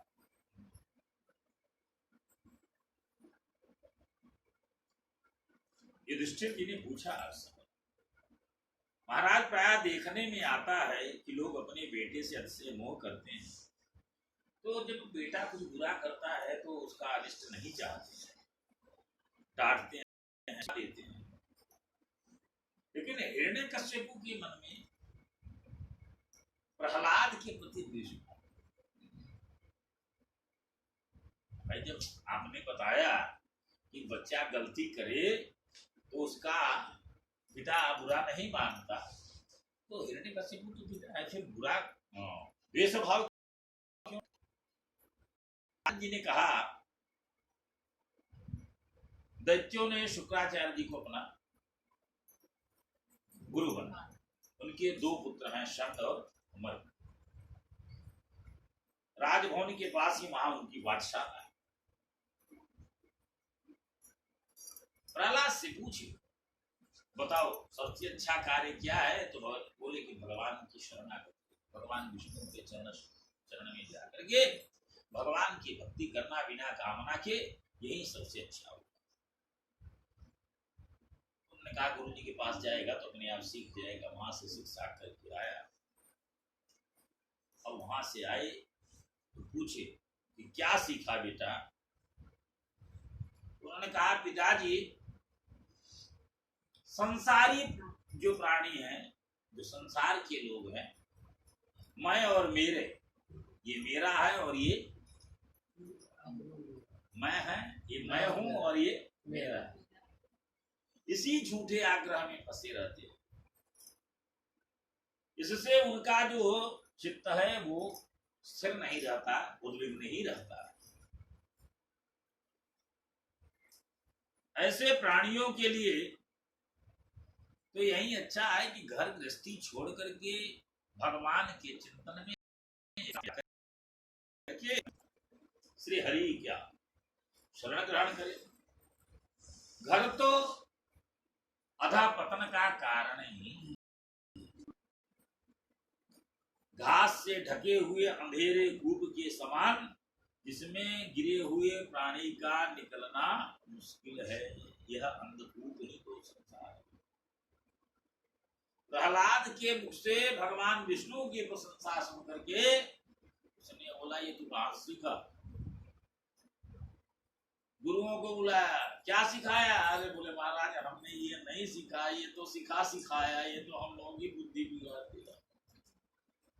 लेकर के गए, ले जाओ अब की बार बढ़िया से सिखा। उन्हें दुलारा, पुचकारा, प्रेम भरी वाणी से पूछा। गुरुओं ने पूछा, अच्छा सच बताइए तेरे को कौन पढ़ा के जाता है? तो तेरे को सिखा के जाते हैं, हिरण्यकशिपु ही हमारा स्वामी है, सखा है, मित्र है, मालिक है, और तेरे को ये कौन सिखा जाता है? जो सबका दाता है, जो सबका पालनहार सृजनहार, मेरे गुरु जी तो नारद जी हैं। जब मैं माता के पेट में था तभी सब सीख कर फिर मारा पीटा, सब कुछ सिखाया, लेकिन कुछ दिनों के बाद फिर आगे पूछा, बता भाई क्या क्या है? श्रवणम कीर्तनम विष्णोः, स्मरणम पाद सेवनम, अर्चनम वंदनम दास्यम, सख्यात्मनिवेदनम, इति पुंसार्पिता विष्णो भक्तिश्चेन्नवलक्षणा, क्रियते भगवद्भक्त्या तन्मेधीतम। ये 9 प्रकार की भक्ति है। कौन कौन सी? श्रवणम, सबसे पहले कथा सुने। सबसे पहली भक्ति कहाँ से आती है? कान से। और कान का काम क्या है? तो पहले भगवान की कथा सुने, और सुनने के बाद घर जाए और फिर उसका कीर्तन गाए, स्मरण करे, पाद प्रक्षालन, भगवान का पूजा विग्रह करे, अर्चन करे, वंदन करे, और मैं भगवान का दास हूँ, दास से फिर मेरे भगवान मेरे सखा हैं, और आत्मनिवेदन करे, जो है सब तेरा, जो कुछ है सब तन मन धन कुछ है तेरा, तेरा तुझको अर्पण क्या लागे। लेकिन हम लोग तो सोचते उल्टे, जो तेरा वो सब मेरा है, वो काहे को तेरा? तो ऐसा भाव। अब जब उसने बतलाया, अच्छा यहाँ वर्णन किया कि भगवान विष्णु की जो श्रवण भक्ति है, तो इन सब के स्वामी है। सबसे पहले श्रवण के जो भक्ति हैं वो कौन है? सुनने का जो आचार्य है वो परीक्षित। परीक्षित जी से जैसा कोई श्रोता नहीं। अगर सुनने की प्रेरणा चाहिए तो परीक्षित जैसा, और कीर्तन अगर सुनना है तो सुखदेव जी महाराज, सुखदेव स्वामी जी ने भागवत कीर्तन वैसा हो। स्मरण के लिए जैसे प्रहलाद स्मरण करते हैं भगवान का, वैसे स्मरण होना चाहिए। पाद सेवन जैसे लक्ष्मी जी है कि निरंतर भगवान के चरणों में ही पड़ी रहती है, एक क्षण भी विलंब नहीं। पूजन अर्चन अगर करना है तो भगवान पृथ्वी जैसा हो, वंदन अक्रूर जैसा, अक्रूर भगवान की एक एक चरण रज का वंदन करना है तो हनुमान जी जैसा, दास के स्वामी, और सख्य अगर बनना है, सखा बनना है तो अर्जुन के जैसा, और आत्मनिवेदन करना है तो बलि के जैसा।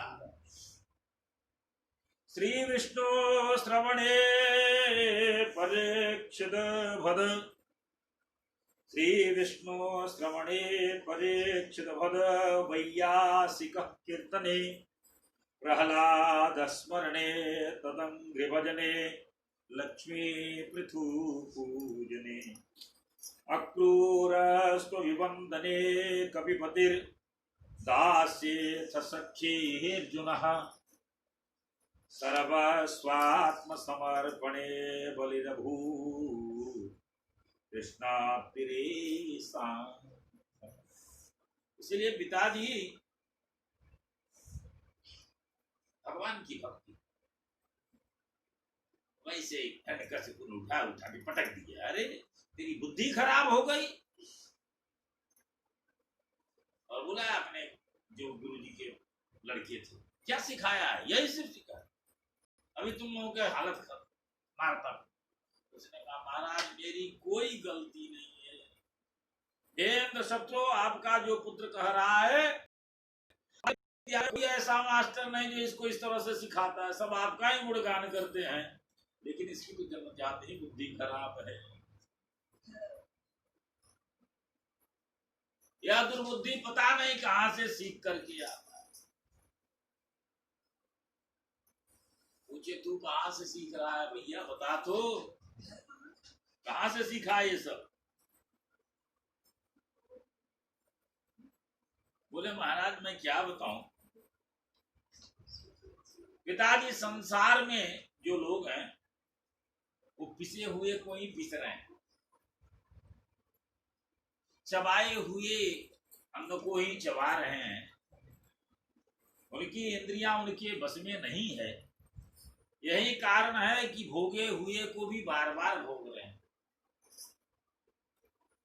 ऐसे लोगों की मति किसी के सिखाने अथवा अपने आप भगवान कृष्ण में नहीं लगती, ये तो नैसर्गिक है, ये स्वतः ही स्फुर्त होती है।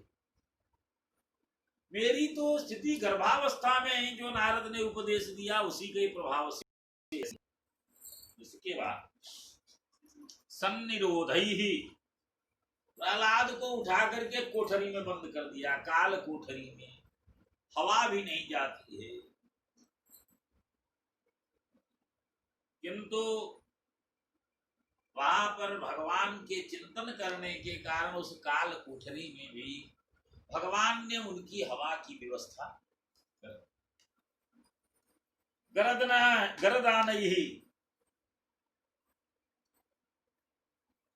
कहते हैं कि गर माने विष, गरुड़ माने विष, विष कयाधु को दिया, ले जाओ और इसको दूध में डाल करके अपने लड़के को पिला दो। कयाधु ने कहा महाराज ऐसी कौन सी माँ होगी जो अपने पुत्र को विष देगी?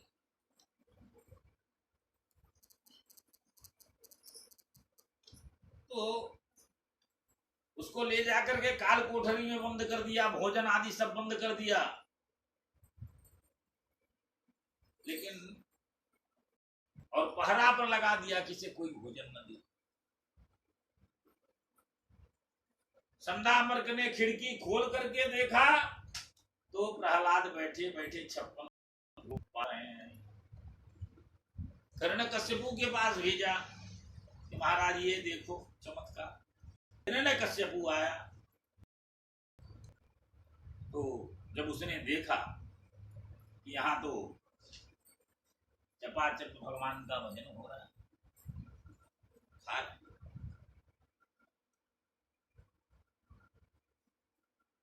तो पूछा कि किसने ये तुम्हें भोजन दिया? बोले महाराज मेरी माँ ने दिया, जगत जननी। तो पूछा कयाधु से तुमने दिया? बोले महाराज मैं तो देखो यहाँ। बोले ये तो तुम्हें भोजन दी नहीं, तुम झूठ तो बोलते नहीं, तुम्हें और कौन? बोले जो सबकी माँ जगत जननी है वह जगत जननी मेरे को भोजन लेकर के आई।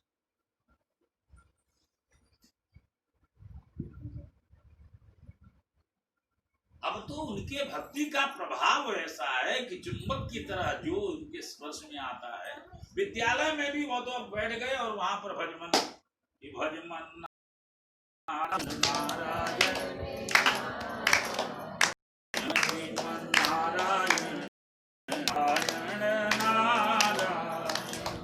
अब सबको घोल मदिरा दे दिया है? सब संगीत में भगवान के भजन कीर्तन में तल्लीन हो गए। जब सारे पहाड़ों से फेंकवाया, आग में जलवाया, समुद्र में डलवाया, हर जगह से बच गया, तो आज पूछता अच्छा ये बता तेरा नारायण तेरे को दिखता था? हे दुर्विनीत मंदात्मन कुल भेद कराधम स्तब्धं मच्छासनोद्भूतं नश्येत्वाद्ययमक्षम्। बार बार तुम्हें समझाता, तुम्हें नियम का नहीं भय नहीं लगता? और ये जो तेरा परमात्मा है वो कहाँ है? बोले महाराज मेरे को तो आप में भी दिखते हैं। और कहाँ दिखता है? बोले हर जगह। न केवलम में भवत चराजन सवये बलम लिनाम च परेशान परे वरे में स्थिर जंगमाये ब्रह्मादयो ये नवशम प्रणीता। वह हमारे में नहीं, हमारे में तो है, आप में भी है। और वही हाथियों में बल हैं, बलों में बलशाली हैं, वही सबके मालिक हैं। तो बोले कहाँ कहाँ? बोले सर्वत्र दर्शन। यहाँ पर कहाँ हो रहा है? हम में हो रहा है। बोले हो रहा है। तुम में? बोले मेरे में भी। इस खंबे में? बोले खंबे में भी। वैसे जैसे सुना कि खंबे में एक गदा का जोर से प्रहार, और जैसे ही उस गदे का प्रहार उस खंभ पर पड़ा, एक जोर की आवाज हुई और उसमें से प्रकटित हुए भगवान नरसिंह। बोले श्री नरसिंह भगवान की जय। नरसिंह का जो स्वरूप है वो बड़ा सुंदर है। भगवान का जो मुख है वो शेर का है, शरीर जो है वो आदमी का है। उनकी जीभ लपलपाती हुई क्रोध से हैं, लाल लाल आंखें, मानो उनके क्रोध के आंखों से समस्त दिशाएं जल जाएं। भगवान आते ही सर्वप्रथम हिरण्यकश्यप को उठा लिया, घर के बाहर जो देहली होती है उस पर लेकर के आए और अपनी गोद में रख लिया। गोद में रख करके हिरण्यकश्यप ने कहा अभी आप मेरा कुछ नहीं बिगाड़ सकते, मैंने ऐसा वरदान मांगा है, आप मुझे मार तो सकते। बोले राजन एक एक वरदान याद करो। बोले मैं ब्रह्मा की सृष्टि से किसी भी प्राणी द्वारा नहीं मारा जा सकता। भगवान ने कहा ब्रह्मा मैं बनाता हूं, मेरे को ब्रह्मा नहीं बनाते। बोले लेकिन फिर भी नहीं, न नर से, न पशु से, न नाग से, न किन्नर से। बोले मैं तुम्हें कौन सा जानवर लगा? नर हूं? बोले नहीं। तो क्या हो, केसरी सिंह हूं? बोले नहीं। आप तो नरसिंह हो। तो बोले मैं मार। फिर अस्त्र से कि शस्त्र से? इससे भी नहीं। बोले भगवान की मेरा नख देखो, जो नख है न अस्त्र है न शस्त्र है, न फेंक के मारा जाता है न पकड़ करके मारा जाता है। फिर न जड़ हो न चेतन हो। अगर नाखून जड़ होते तो बढ़ते नहीं, चेतन है, और चेतन होते तो इनको काटने पर दर्द नहीं होता। तो दिन हो न रात हो, सायंकाल का समय। बोले ऐसा कोई महीना जो आपके द्वारा प्रतिपादित, वो भी बोले ये तुम्हारे लिए नया महीना पुरुषोत्तम मास बना दिए। बोले श्री पुरुषोत्तम भगवान की जय। ये 13वां महीना भगवान का निर्माण।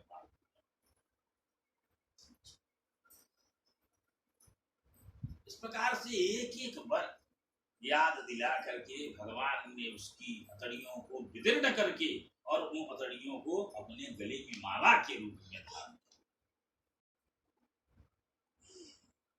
और कहते हैं जा करके उसको मार के और सिंहासन पर विराजमान हो गए। अब इस पर बड़ा है कि सबसे पहले जब भगवान का क्रोध ही शांत नहीं हो रहा, ब्रह्मा जी आए, विष्णु आए, प्रजापति, देव, यक्ष, नर, गंधर्व सबने स्तुति करी। लक्ष्मी जी को बुलाया, बोला कितना भी क्रोधी आदमी हो, पत्नी आती है तो शायद कुछ ठंडाए जाए। लेकिन जैसे ही लक्ष्मी जी वहां पर पहुंचे और भगवान ने हुंकार भरी तो बोले ये हमारे वाले नहीं है, ये तो बदला बदली। और लक्ष्मी जी अपना, ब्रह्मा जी ने देखा बहुत सारी स्तुति है, उसमें बहुत समय लगेगा, सारी जितने एक एक लोग आए स्तुति भगवान, तो धीरे से प्रहलाद को आगे कर दिया है। प्रहलाद ने सुंदर स्तुति गायन करा, समय तो कम है लेकिन क्या करें, अच्छा इतना सुंदर सुंदर बोले रहा नहीं जाता। तो बालक को आगे किया, वो स्तुति गायन कर रहे हैं। महाराज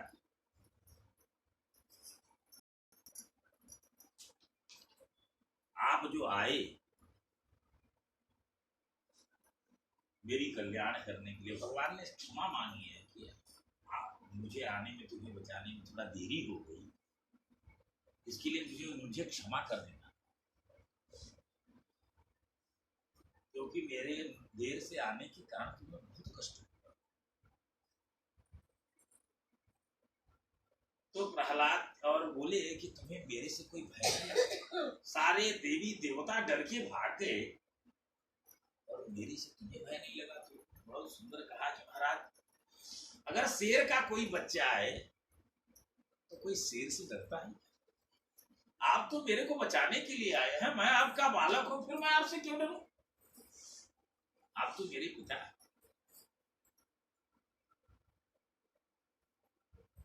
और कहा तो बड़े बड़े ऋषि मुनि आपका ध्यान करते करते आपके चरण चिन्ह का दर्शन नहीं पाते हैं, और आप मेरे पर करुणा करने के लिए पूरा शरीर ही लेकर के आ गए। मेरे लिए ही तो आपका ये नरसिंहावतार हुआ है, जो आपने ब्रह्मा विष्णु महेश यहाँ तक अपनी प्रिया जो लक्ष्मी जी हैं उनको भी ये सौभाग्य नहीं दिया, उनको भी आपने एक ओंकार से हटा दिया, और मुझ अकिंचन असुर बालक पर आप अपनी जिह्वा के द्वारा, भगवान जब गोद में ले लिए हैं परीक्षित को और प्रहलाद को, तो अपनी जिह्वा से आपने मेरे ऊपर इतनी कृपा। इस प्रकार से बड़ी स्तुति गायन भगवान करते हैं कि आप कुछ मांगो, क्योंकि मेरा जो दर्शन है अमोघ है। अगर भगवान का दर्शन होता है तो कुछ मांगना होता है। तो उन्होंने कहा कि महाराज, अगर आपको देना ही है तो यही दे दो कि मेरे अंदर कोई मांगने की प्रवृत्ति न पैदा, अर्थात मेरे अंदर कभी मांगने का अंकुर पैदा ही न हो, और स्वस्य स्वस्य स्तु विश्वस्य खलः प्रसीदताम्, सभी का कल्याण हो, और जो विश्व में खल माने दुष्ट हैं वह सब उन पर प्रसन्न हो करके उनको सज्जन बना दे।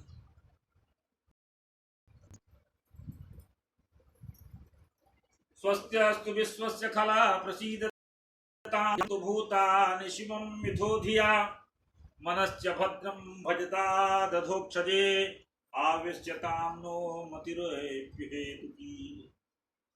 विश्व का कल्याण हो, दुष्ट को, जो दुष्ट है उनकी बुद्धि शुद्ध हो जाए, सब प्राणियों में परस्पर सम्मान हो, सब एक दूसरे का आदर करना शुरू करें, एक दूसरे का हित चिंतन करें, और हमारा मन शुभ मार्ग में प्रवृत्त हो। किसी को हम लोग क्या बोलते हैं? धर्म की जय, अधर्म का नाश, प्राणियों में विश्व का कल्याण, सनातन धर्म की। ये कौन, किसने बोला था? ये वर किसने प्राप्त किया था? दुर्जन सज्जनो भूया, दुर्जन सज्जनो भूया, सज्जन शांतिमाप्नुयात्, शांतो मुच्येत बंधेभ्यः मुक्तस्तन्यात् विमोचयेत्। जो दुर्जन है वो सज्जन हो जाए, सज्जन जो है वो शांति को प्राप्त करे, और जो शांत है वो मुक्त हो जाए, भगवान के चरणों में लीन जाए, और जो मुक्त प्राणी है वो दूसरे को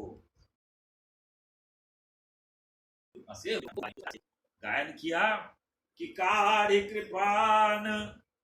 कृपान कहूं पितु काल कराल विलोकिन भागे, राम कहाँ सब ठाऊं है खंभ में, हों सुनिहा करके हरि जागे। पैरी विदारी भये विकराल, कहे प्रहलाद ही के अनुरागे, प्रीति प्रतीति बढ़ी तुलसी, तब से सब पाहन। मेरे को लगता है कि प्रहलाद के पहले भगवान की मूर्ति पत्थर की नहीं थी। ये तो प्रहलाद का ही ऐसा प्रभाव था जो खंभे के अंदर से भगवान को प्रकट कर दिया। मेरे को तो लगता है तुलसीदास ने कहा कि तभी से ये पत्थरों की पूजा प्रारंभ हो गई। बोले भक्तवत्सल भगवान, बिना भक्त के ऐसा सामर्थ्य कहा कि सूर्य अनेक फिरे कणमागत, पै सूरस स्वाद कहाँ, उनिताल मजिया बजाती फिरे, मीरा मतवारिस चाह। सिया राम कथा कितनों ने लिखी, पर तुलसी जैसी मर्याद कहाँ, नरसिंह से प्रतिखंभन में, पर काढ़न को प्रहलाद। बोले भक्तवत्सल भगवान की। श्री कृष्ण गोविंद हरे मुरारी, हे नाथ नारायण वासुदेव। श्री कृष्ण गोविंद हरे मुरारी, हे नाथ नारायण वासुदेव। हे नाथ नारायण वासुदेव, हे नाथ नारायण वासुदेव। हे नाथ नारायण वासुदेव, हे नाथ नारायण वासुदेव। श्री कृष्ण गोविंद हरे मुरारी, हे नाथ नारायण वासुदेव। कल भी हम भजन गाए थे, वही याद गाने का मन कर रहा है क्योंकि भजन ही इतना सुंदर है, तो वही भजन कल वाला ही। यदि नाथ का नाम, ये बड़ा प्रिय है मुझे तो बहुत ही। यदि नाथ का नाम दया निधि है, यदि नाथ का नाम, सरलता से केवल सुनो, एकदम शांति से। यदि नाथ का नाम दया निधि है, तो दया भी करेंगे कभी ना कभी। यदि नाथ का नाम,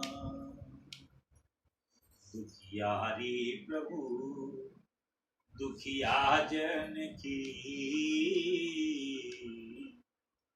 दुखियारी प्रभु दुखिया जन की, दुख क्लेश हरेंगे कभी ना कभी। और भगवान का जो स्वरूप है कि जिस संग की शोभा सुहावनी है, जिस अंग की शोभा,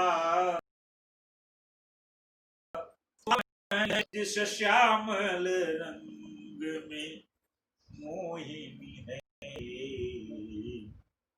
जिस अंग की शोभा सुहावनी है, जिस श्यामल रंग में मोहिनी है, उस रूप सुधा, उस रूप सुधा से स्नेहियों की, उस रूप सुधा की स्नेहियों के दृक प्याले भरेंगे कभी ना कभी। यदि नाथ का नाम दया निधि है, तो दया भी करेंगे कभी ना कभी। और जहाँ गीध निषाद का आदर है, जहाँ व्याध या का घर है,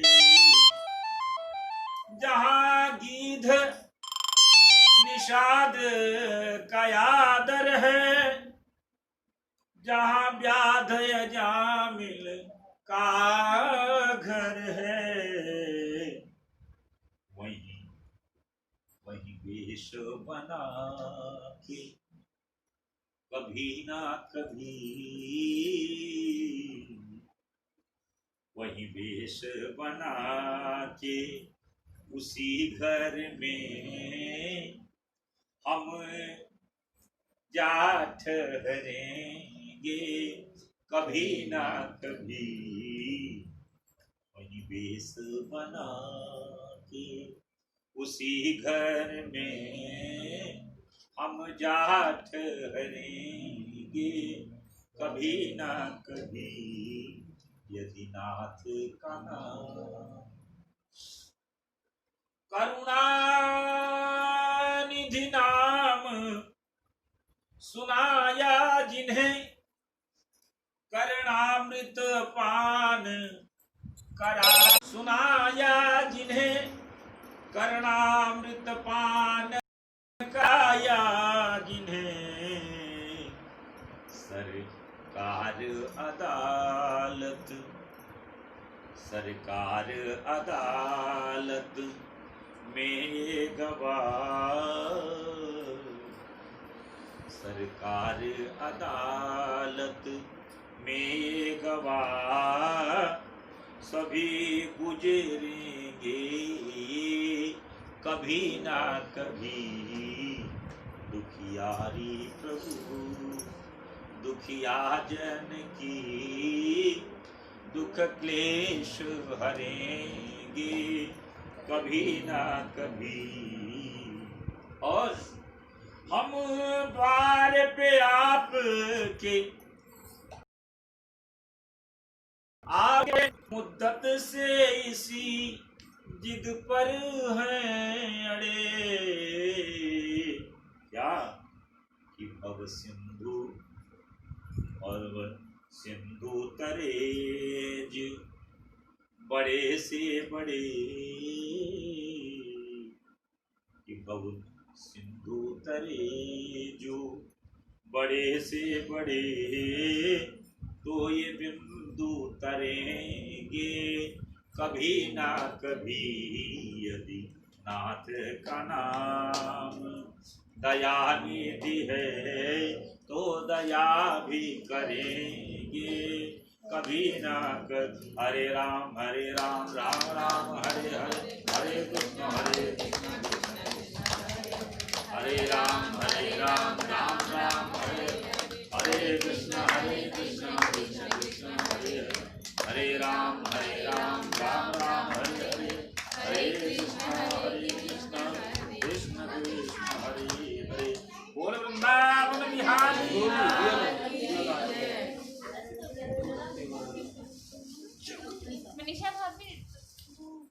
लाडली लाल की जय। श्रीमद् भागवत महापुराण की